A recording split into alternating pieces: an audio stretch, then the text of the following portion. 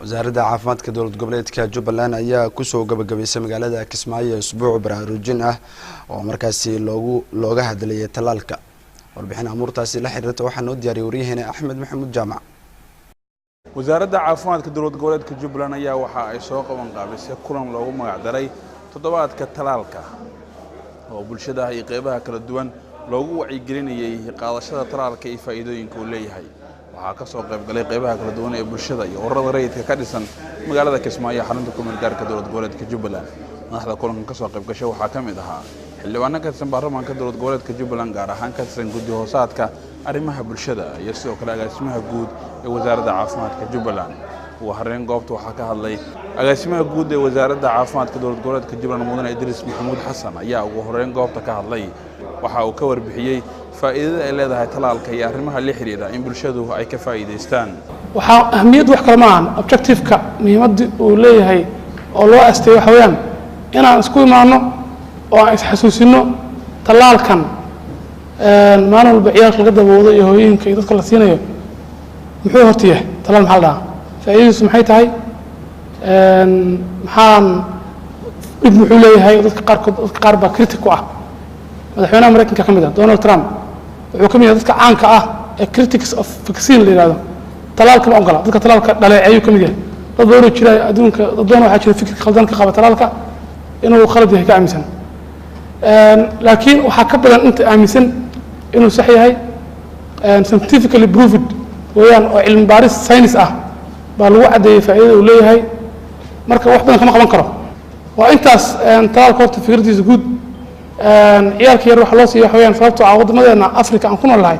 waxa aad noogu badan jeermisyada dilaaga ah oo jadeecadu ka mid tahay oo boolidu ka mid tahay oo adduunyada qaarkood talaalkan wadamada horumar markay talaalka aad u isticmaaleen jeermisyadaas iska baabaceen meel ka soo galaan dadka waayeen waa laga ciribtiray waa maqlaysaa. sidoo kale madasha waxaa ka hadlay agaasimaha waaxda caafimaadka hooyada iyo dhallaanka ee wasaaradda Mudane Cabdirashiid Yuusuf waxa uu isna ka warbixiyay ahmiyadda ay kulanka noocan oo kale u leedahay bulshada gaar ahaan hooyooyinka oo mas'uul ka ah caruurta waxaana uu kula dardaarmay in laga faa'iideysto talaalka isagoo ka warbixiyay muddooyinkii u dambeeyay talaalka ay ka wadeen guud ahaan Jubbaland gaar ahaan degmada Kismaayo. waxaan kala wadaago barnaamijkan toddobaadka talaalka doorka maxaa jiray talaalka adduunka oo soo bilowday 26 bishan Abriil kuna eg maanta in aan maxaa jiray Jubbaland markii la dhaho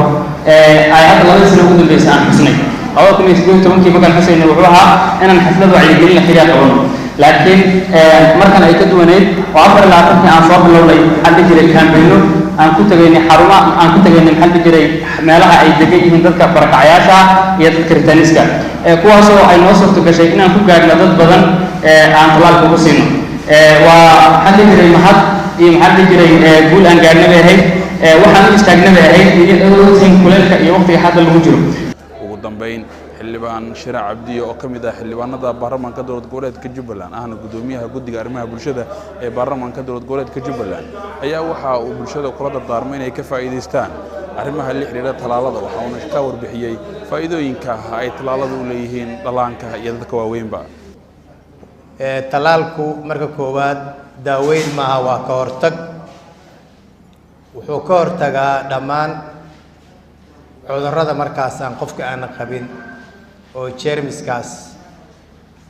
sidoo agaasimaha oo aad u jilciyay buu ka hortagaa runtii talaalka waxa ummadda loo siiyaa oo laga hortago waxa weeyaan si loo helo bulsho caafimaad qabto ayaa dadka loo talaalaa runtii waxaan anagu haddaan nahay Afrikaanka ama Soomaalida adduunka talaalka qiimo badan buu ka leeyahay laakiin anagu ma qiimeeyno waxaad ogsoontiin talaalka waa lacag la'aan waxa lacaga qofka hooyada lagama qaado laakiin isaga oo lacag la'aan ah baa dadka hadana waxaan lagu kareynin kaale talaalka qaado adduunka xitaa Kenyada aad arkaysaan talaalka lacag weey waxaa laga yaabaa على عنق إن هو يدا لقى قاضو لعقدن $50. أحمد محمود جامع جبلان TV Kismaayo.